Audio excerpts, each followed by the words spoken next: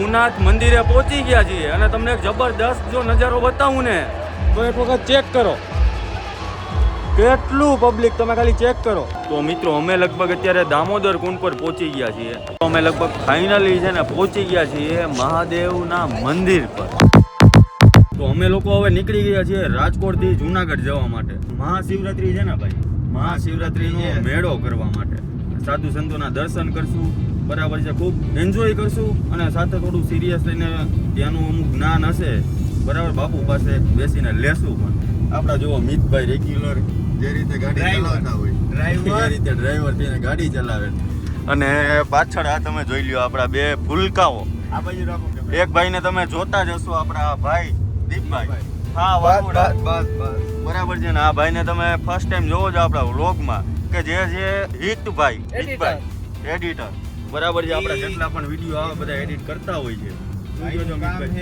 Camera પાછળનું કામ છે બધું, કોઈ દી સ્ક્રીન ઉપર આવતા જ નથી. પણ આજ ભાઈને પરાણે લઈ આવી કીધું હાલો જુનાગઢનો મેળો કરો. તો હવે સીધા જુનાગઢ જઈએ અને ત્યાંથી જ હવે વ્લોગની શરૂઆત કરીએ, બરાબર છે.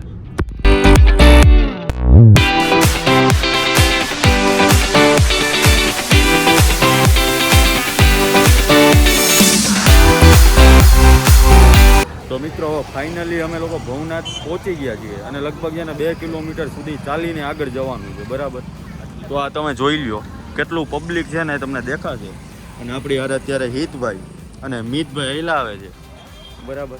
તો હવે આગળ જઈને આપણે જોઈએ કઈ રીતની સિસ્ટમ છે, શું છે ને એ તમને જણાવીએ. ભવનાથમાં હવે મિત્રો પહોંચી ગયા છે અને ખરેખર અહીંયા હાલીને જવાનું છે. 20 મિનિટથી આયલા જાય એવું થાકી ગયા છે અમે લોકો. એમ પૈસા એક ઓટો મળી જાય તો સારી વાત છે. બોલો કોલેજ વાળા ભાઈ આપણે ઓળખી ગયા કે યુટ્યુબ વાળા આવી ગયા બધા. તો ભાઈ આવું જ હોય છે, બરાબર. 2 થી 3 કિલોમીટર દૂર ગાડી રાખવાની અને એ પછી ભવનાથનો ગેટ આવે ને ગેટની અંદર છે ને લગભગ 4 થી 5 કિલોમીટર જેવું ભવનાથનું મંદિર જાય છે. તો ક્યાં સુધી રિક્ષા જાય છે, ક્યાં સુધી શું જાય છે ને અમને કશો આઈડિયા નથી. હવે ત્યાં જઈએ પછી અમને આઈડિયા આવે, બરાબર છે.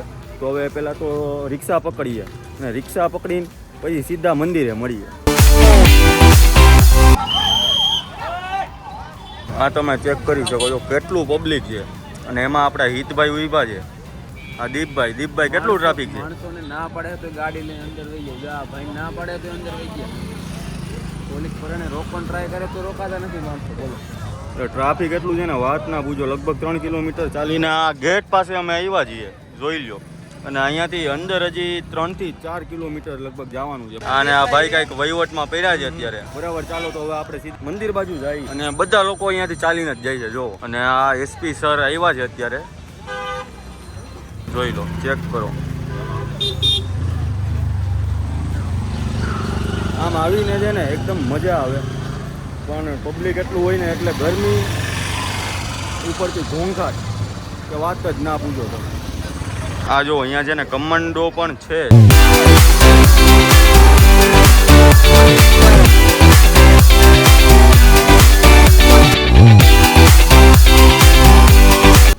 આટલી રાત થઈ ગઈ ને, એટલે રાત તો ના કહેવાય, 7-8 વાગ્યા છે દીપભાઈ. હજી તો પણ હજી મંદિર તો બહુ આઘું હોય, ઘણું આઘું હોય. ઓરે બાબાના દર્શન કરવા જવા છે ને સહેલું તો ના જ હોય, બરાબર છે. હવે ધીમે ધીમે જાય આગળ, કેવું છે કેવું નહીં તમને હવે જણાવીએ. અને ત્યાં તમારા માટે એક સરપ્રાઈઝ તો ના કહેવાય, પણ અમારા ભાઈઓ છે ને ત્યાં આવી ગયા છે, પછી તમને મળાવીએ. તો મિત્રો અમે લગભગ અત્યારે દામોદર કુંડ પર પહોંચી ગયા છીએ. અને દામોદર કુંડનું એવું રહસ્ય છે કે આપણે ગમે ત્યાં તીર્થયાત્રા કરીએ ને એના પછી અહીંયા જો આપણે નાહીએ ને ત્યારે આપણી યાત્રા ખતમ થઈ કહેવાય છે, બરાબર. તો તમે જોઈ શકો છો કે આપણે આ દામોદર કુંડનો કુંડ છે અને અહીંયા મંદિર છે અને બહુ જૂનું મંદિર છે, પ્રાચીન મંદિર છે. અને અહીંયા તમે ઉપર જોઈ શકો છો અંધારું છે એટલે નરસિંહ મહેતાની મૂર્તિ હશે.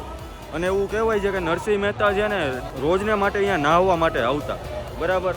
તો અહીંયાની વાઇફ તમને કેવી લાગે દીપભાઈ? અહીંયા બધા સ્નાન કરે છે, આપણે કરવું છે સ્નાન, પણ હવે આવતી ખેલે કરીશું. દીપભાઈને સ્નાન કરવું છે એટલે હવે સવારના કરીએ, બરાબર છે. અહીંયા ઉતારાની જગ્યા છે ને બધી જ વસ્તુ છે. મિતભાઈ તમને કેવી મજા આવે? શાંતિ, શાંતિ મળે એવું. જો કાકા જો આટલું પબ્લિક છે ને અહીંયા, તો પણ એવું નથી થતું કે અહીંથી આપણે રિટર્ન થઈને વયા જાય. જેમ આગળ વધીએ ને એમ શાંતિ જ મળે છે. તો હવે ચાલો આગળ વધીએ.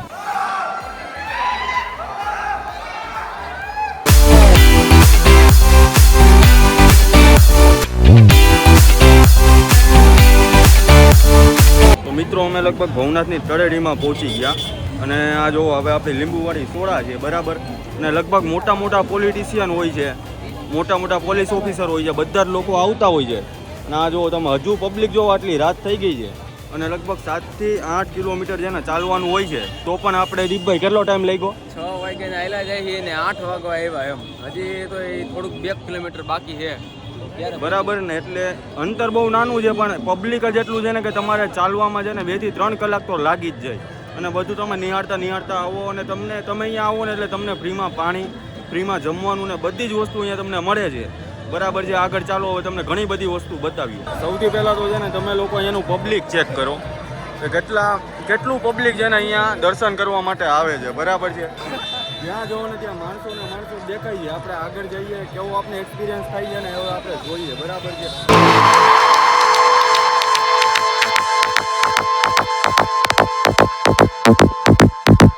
તો હવે અમે છે ને ભવનાથ મંદિરે પહોંચી ગયા છીએ અને તમને એક જબરદસ્ત જો નજારો બતાવું ને તો એક વખત ચેક કરો કેટલું પબ્લિક, તમે ખાલી ચેક કરો. અને આ છે આપણું ભવનાથ મહાદેવનું મંદિર. અને આ જો આપણા મિતભાઈ બેઠા છે, મિતભાઈ. આ છે આપણા પ્રફુલભાઈ અને આપણા ડીજી દાદાને તમે ઓળખતા હશો. દાદા મહાદેવ. દાદાએ લગભગ છે ને પાર વગરનો મેળો કર્યો હોય છે શિવરાત્રીનો બરાબર ને દાદા? 34 મેળા કર્યા છે. 34 મહાશિવરાત્રી છે ને ભવનાથમાં કરી છે દાદાએ. દાદા બહુ જૂના કારીગર છે અને દાદાએ ભવનાથનો ખૂણો જોયેલો છે બરાબર. હવે આપણે દાદાને મળ્યા તો જોવો તમે અત્યારે જોઈ શકો છો કેવો વ્યૂ જોવો તમે, પબ્લિક જોવો. આપણે લગભગ દિવસનું કેટલું માણસ અહીંયા આવતું હોય છે? અરે માણસો તો અહીં તો આવતું જ હોય ને, જો લાખોની પબ્લિક પબ્લિકમાં. અને તમે અહીંયા શિવરાત્રીનો મેળો કરવા આવો બરાબર એટલે ખાધે પીધે ક્યારે દુઃખી થાવ? થઈ જાય. સેમાઈ નહીં, સેમાઈ દુઃખી ન થાય. સેમાઈ નહીં ને, નહીં, ખાવા પીવાનું બધું મળી જ રહે અહીંયા. બધું મળી જ જાય. ભોજન ને ભાવ મળી જ જાય. 3 વસ્તુ મળી જ જાય. બરાબર છે. દાદાનું એવું કેવું કે અહીંયા તમે આવો ને એટલે ભોજન ને ભાવ હા, ત્રણેય વસ્તુ મળી જાય મળી જાય. બરાબર ને. હા, મળી જાય. તો જો આ આપણો છે ને હવે કંઈક રૂમ છે બરાબર. અહીંયા હવે આપણે રોકાવાના છીએ. તો હવે જોઈએ આગળ શું થાય છે. હજી અમે મંદિરે દર્શન કરવા નથી ગયા. મંદિરે દર્શન કરવા જાશું પછી તમને મળશું. અત્યારે તો છે ને અહીંયાથી આપણી નજર હટે એવી નથી. હજી એક વખત ચેક કરી લ્યો નજારો. પેલું શિવલિંગ શું બતાવ્યું? હે, શિવલિંગ. આ જો મહાદેવનું શિવલિંગ છે. કેટલું વિશાળ શિવલિંગ છે તમે જોઈ લો. લગભગ છે ને 8 થી 9 માળ ઊંચું એટલું છે ને શિવલિંગ છે. 10 માળનું શિવલિંગ છે બરાબર ને. 8 થી 9 માળ ઊંચું એટલું છે. અહીંયાની વાઇફ છે ને કંઈક અલગ જ છે. જ્યાર સુધી અમે હાલીને આવતા હતા ને ત્યારે એવું થતું હતું કે ના આપણા પગ દુખે છે, કંઈક વાંધો આવે છે, બધું થાય છે. પણ જો તમે અહીંયા આવી જાવ ને, આ જોવો તમે અહીંયા તમે આવી જાવ ને પછી તમારા દર્દ ને દુઃખ ને બધું ભૂલી જાવ. ભૂખ ભૂલાઈ જાય, તરસ ભૂલાઈ જાય ને બધું ભૂલાઈ જાય. શું કેવું દાદા? અરે બધું તમારું તરત બધું ભૂલી જાય. હું છે બધું ભૂલી જ જાઓ. તમે ફોર્મમાં જ આવી જાઓ.